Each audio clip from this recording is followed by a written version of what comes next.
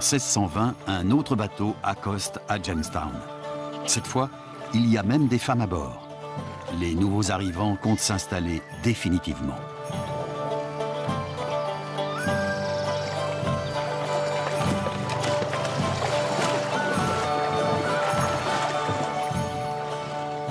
Même à l'étranger, ils ne veulent pas renoncer à leur nourriture habituelle.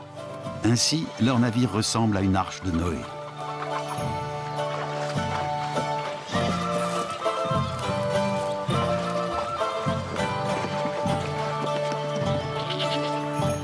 Leur bétail et leurs céréales trouvent ici des conditions naturelles satisfaisantes.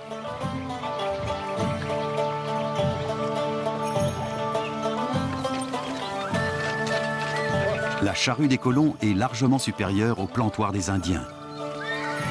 Avec les animaux et les outils qu'ils importent, les Européens se lancent dans l'agriculture intensive.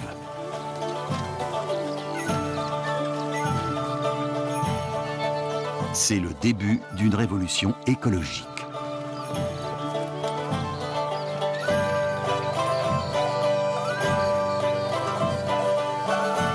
Mais les céréales européennes ne sont pas qu'une bénédiction pour la terre. Avec les semences étrangères, des plantes indésirables font leur apparition en Amérique. Les Européens ont introduit en Amérique des céréales comme le blé. Mais dans leur sac de semences, ils ont aussi emporté des graines de mauvaises herbes, de pissenlit et d'autres plantes qui poussent sur tout le continent américain aujourd'hui. Il existe une étroite interaction entre la flore et la faune. La moindre modification a des conséquences imprévisibles et souvent catastrophiques.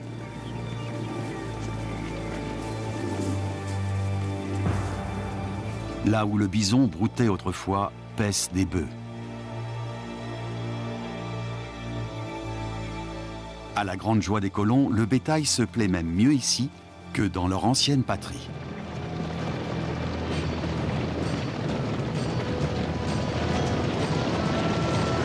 Mais avec les troupeaux de bœufs et de mustangs, les mauvaises herbes européennes prolifèrent sur le continent.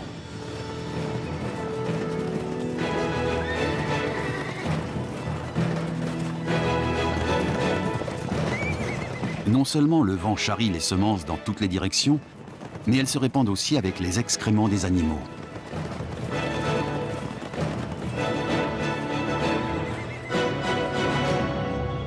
Nombre d'espèces locales sont en voie de disparition. Porcs, moutons, chèvres et bovins envahissent l'Amérique du Nord et du Sud. Les troupeaux de bétail doublent tous les ans.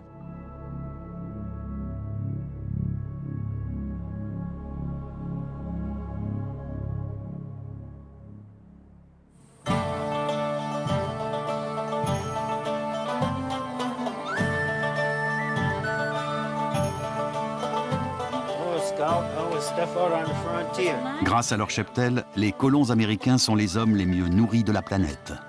La viande est très bon marché.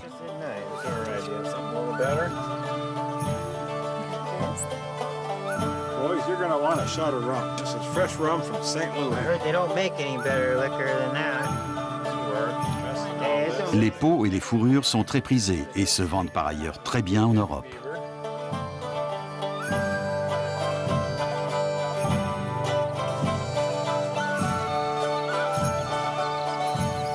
Les colons exploitent la nature du mieux qu'ils peuvent. Ils domestiquent en quelque sorte leur nouvelle terre. Nous avons abattu tous les arbres et transformé la terre en pâturage et en jardin, où légumes et tubercules d'Angleterre poussent maintenant à merveille. Écrit l'un des fondateurs de Jamestown. Les arbres américains d'origine sont remplacés par des espèces européennes. C'est ainsi que pommes, poires, pêches, abricots, cerises, prunes, figues et olives font leur apparition dans le Nouveau Monde.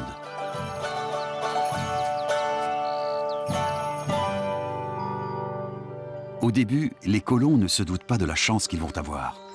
Tous leurs arbres vont pousser et donner des fruits. Et ce, grâce à un petit insecte qui vient lui aussi d'Europe.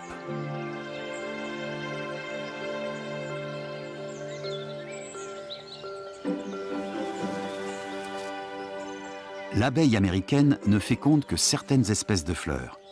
Sa congénère européenne, elle, féconde presque tout ce qu'elle trouve sur son chemin. Importée par des colons anglais pour son miel, elle se répand très rapidement sur tout le continent.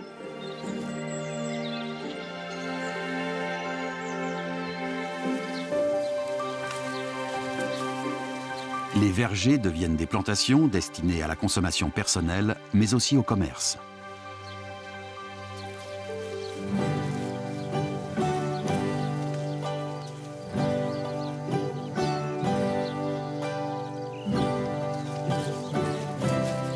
Aujourd'hui, l'Amérique exporte 5 millions de tonnes de pommes par an. Tout a commencé avec quelques plants européens.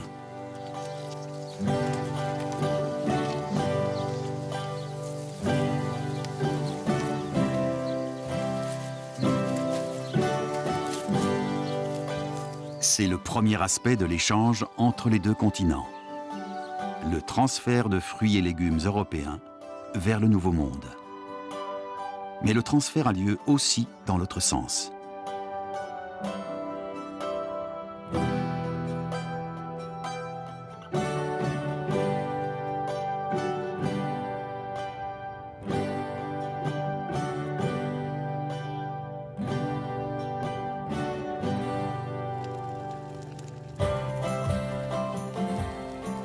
Les cuisines du vieux continent ne voient peut-être pas arriver d'animaux du Nouveau Monde, comme le lama ou le bison. Mais en quelques siècles, les légumes américains enrichissent le régime alimentaire européen.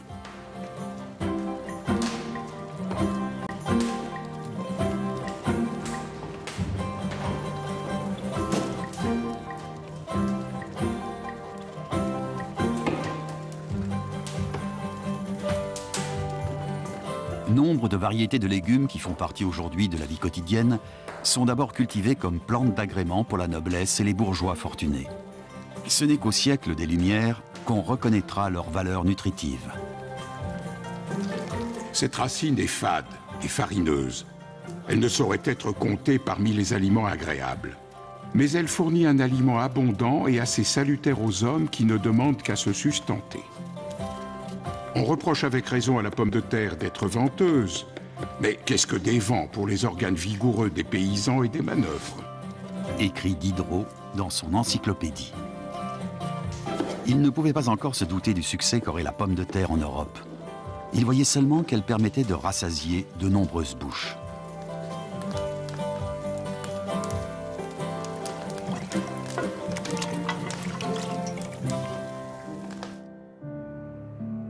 À partir de l'Espagne, la pomme de terre se répand d'abord en Italie, puis en Autriche-Hongrie, et enfin en Hollande, en Bretagne, en Suisse et en Angleterre. En Allemagne, Frédéric le Grand encourage sa culture au XVIIIe siècle.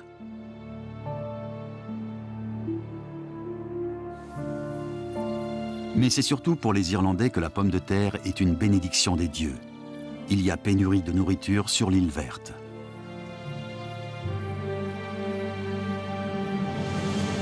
Le climat et le sol offrent à ce tubercule des Andes des conditions de croissance idéales.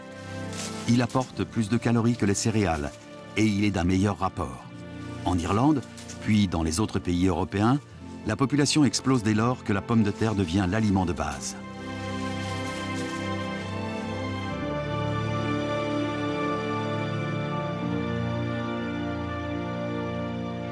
Des villes telles que Berlin deviennent des métropoles grâce à cette plante originaire du Nouveau Monde.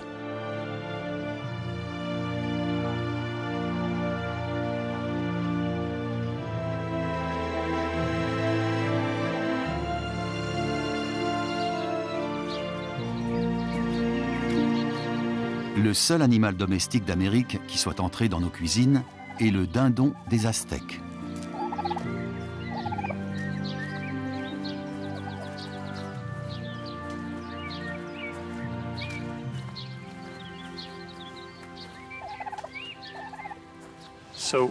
Alors, pourquoi l'échange colombien était-il pratiquement à sens unique? Pourquoi se faisait-il de l'Europe vers l'Amérique, mis à part quelques exceptions comme la pomme de terre et le mildiou? Pourquoi l'Europe n'a-t-elle pas été envahie de plantes et d'animaux américains? Il est difficile d'expliquer pourquoi un phénomène n'a pas eu lieu. Mais il faut se rappeler que l'invasion écologique en Amérique résultait d'une interaction de maladies, de plantes et d'animaux. L'Europe est restée densément peuplée. Aucune maladie n'a décimé le continent.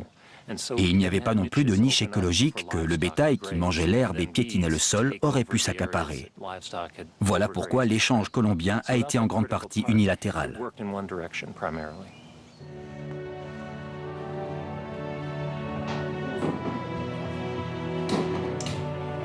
Ceux qui en ont les moyens ne se contentent pas d'aliments de base importés du Nouveau Monde.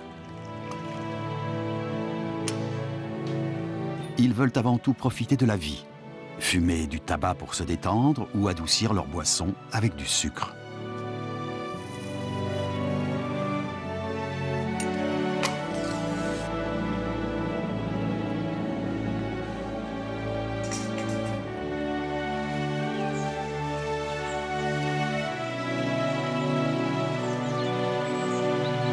Les Européens découvrent le tabac en Amérique.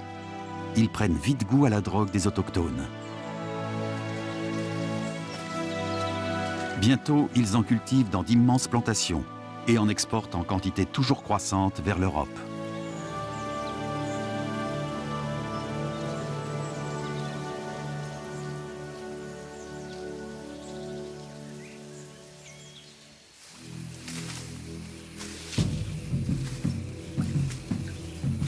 Le même phénomène se produit avec la canne à sucre.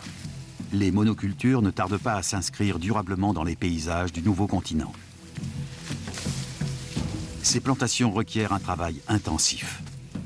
On fait venir en Amérique les premiers esclaves noirs d'Afrique.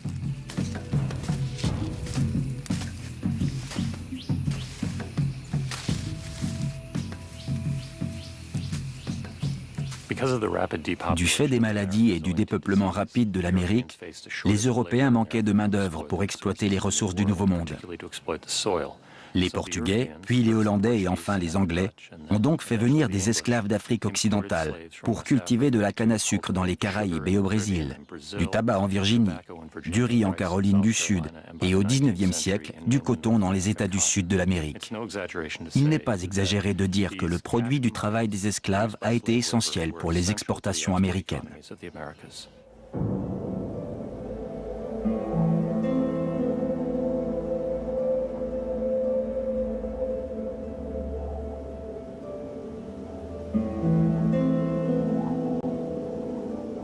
Vers 1800, la métamorphose de l'Amérique est déjà bien avancée.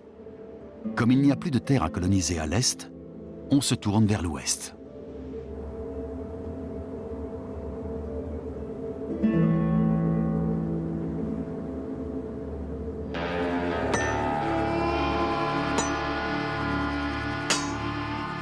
Les pionniers repoussent les frontières de la civilisation européenne toujours plus à l'ouest.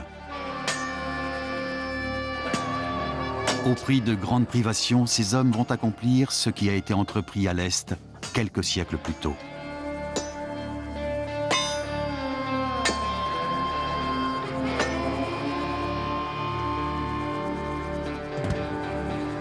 Durant la conquête du Nouveau Monde, 90% des autochtones sont morts pour de multiples raisons. Les Européens ont pris leur place en tant que conquistadors, colons ou pionniers. Des millions d'hommes et de femmes ont été amenés ici de force en tant qu'esclaves. Mais les animaux et les plantes du Vieux Monde ont fait de l'Amérique ce qu'elle est.